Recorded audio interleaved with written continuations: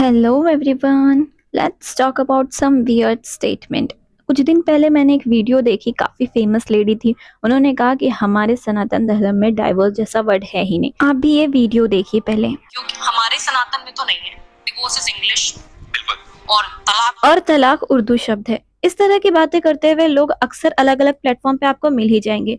मैंने एक मूवी देखा था जिसमें भी सेम ऐसे ही कुछ सीन बोला जा रहा था। वो सीन मैं आपको दिखाती हूँ, आप भी देखिए।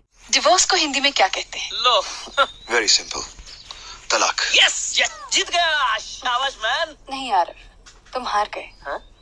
क्योंकि तलाक उर्दू का लफ्ज है, हिंदी का शब्द नहीं। तुम जितना भी सोचोगे ना आरव, तुम्हें डिवोर्स का शब्द हिंदी में नहीं मिलेगा, क्योंकि हमारी संस्कृति में डिवोर्स नाम की कोई चीज ही नहीं है। तो शब्द कैसे हो सकता है? तुम हार गए यार। डाइवोर्स इंग्लिश वर्ड है जो अंग्रेज यूज करते हैं, और तलाक उर्दू वर्ड है जो शायद मुसलमान यूज करते हैं। भारत देश में बहुत सारे शहर हैं और हर शहर में डिफरेंट टाइप के लैंग्वेजेस बोली जाती है।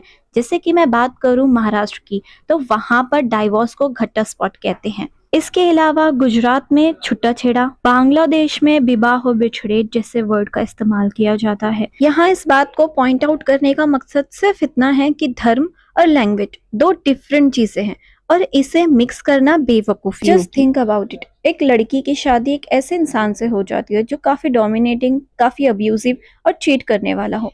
तो क्या उस लड़की को ये कहना कि कोई बात नहीं, हमारे धर्म में तो ये सारी चीजें नहीं है, तुम प्लीज एडजस्ट करो। कोई भी लड़की जानबूझकर डाइवोर्स जैसा सिनेरियो अपने लिए कभी नहीं चाहेगी। हमेशा एक इंसान जब शादी करता है तो उसकी एक्सपेक्टेशन भी यही होती है कि वो लाइफ टाइम इस शादी को निभाए।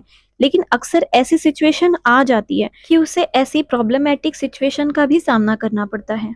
तो आपको क्या लगता है उस टाइम पे उसे क्या करना चाहिए? ये बात सोचनी चाहिए कि लोग क्या कहेंगे, जमाना क्या कहेगा, क्यों सारी जिंदगी के लिए खुद पे दाग लगा रही हो। थोड़ा एडजस्ट कर लो, सब ठीक हो जाएगा कुछ दिन में। बात डाइवोर्स की करें तो सबसे ज्यादा हमारे पेरेंट्स ही होते हैं जो इस तरह की बातें हमसे करते हैं। मैं ये नहीं कह रही कि जानबूझ के हमारे पेरेंट्स चाहते हैं कि हम इस तरह के रिलेशनशिप में फंसे रहें, पर हाँ, जिन ख्वाबों को हमारे पेरेंट्स ने अपने हाथों से सजाया हो उसे अपने हाथों से तोड़ देना ये उनके लिए थोड़ा पॉसिबल नहीं होता। लेकिन अब सिनेरियो काफी चेंज हो गया है। अब लोग डाइवोर्स को गाली नहीं समझते, क्योंकि उन्हें लगता है साथ रहकर नफरत करने से ज्यादा अच्छा है दूर रहकर एक हैप्पी लाइफ एंजॉय करना। यहाँ मैं एक चीज को पॉइंट आउट जरूर करना चाहूंगी कि किस तरह डाइवोर्स रेट आजकल बढ़ रहे हैं, जिसके पीछे लोगों की मेंटेलिटी ये होती है कि लड़कियां इंडिपेंडेंट हो गई है, एजुकेटेड हो गई है, तो अब उनसे रिश्ते निभाए नहीं जाते।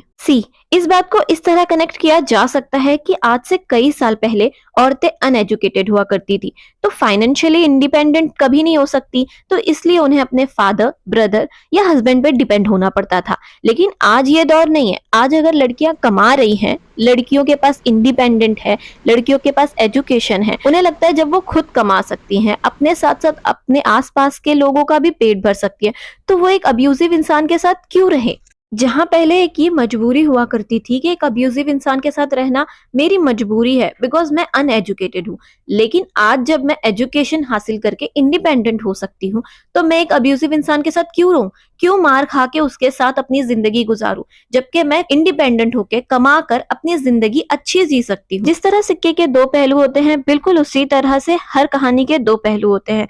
मैंने यहाँ औरतों के अब्यूज होने की बात की, लेकिन इसका यह मतलब नहीं कि सिर्फ औरतें अब्यूज होती है। कई बार यही सिनेरियो मर्दों के केस में भी देखा गया है। ऐसे केस कई बार हमारे सामने आते हैं जहां हस्बैंड ने अपनी वाइफ को सपोर्ट किया, और जब वाइफ इंडिपेंडेंट हो गई, सक्सेसफुल हो गई, तो उसने किसी और के लिए अपने हस्बैंड को छोड़ दिया बिकॉज उसे अपने हस्बैंड से ज्यादा सक्सेसफुल इंसान चाहिए। इस तरह की औरतें जो मर्दों को अब्यूज करे, ऐसी औरतों के साथ रहना मर्दों को काफी ट्रॉमेटाइज करता है। रिश्ते में ये एटीट्यूड कभी होना ही नहीं चाहिए कि मैं किसी के आगे झुकूंगी नहीं या फिर झुकूंगा नहीं। आज जिस समाज में हम रह रहे हैं वहां ये समझना बहुत जरूरी है कि घर दोनों का है, रिश्ता दोनों का है, तो संभालना भी दोनों को होगा।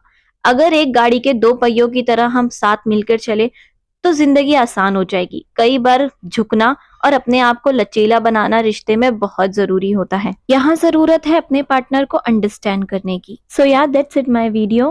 आपका क्या कहना है इस टॉपिक पे कमेंट में जरूर बताइएगा। अगर आपको वीडियो अच्छी लगती है तो लाइक करें, शेयर करें, और हाँ, चैनल को सब्सक्राइब किए बगैर बिल्कुल मत जाइएगा। फिर मिलेंगे किसी और वीडियो में। बाय।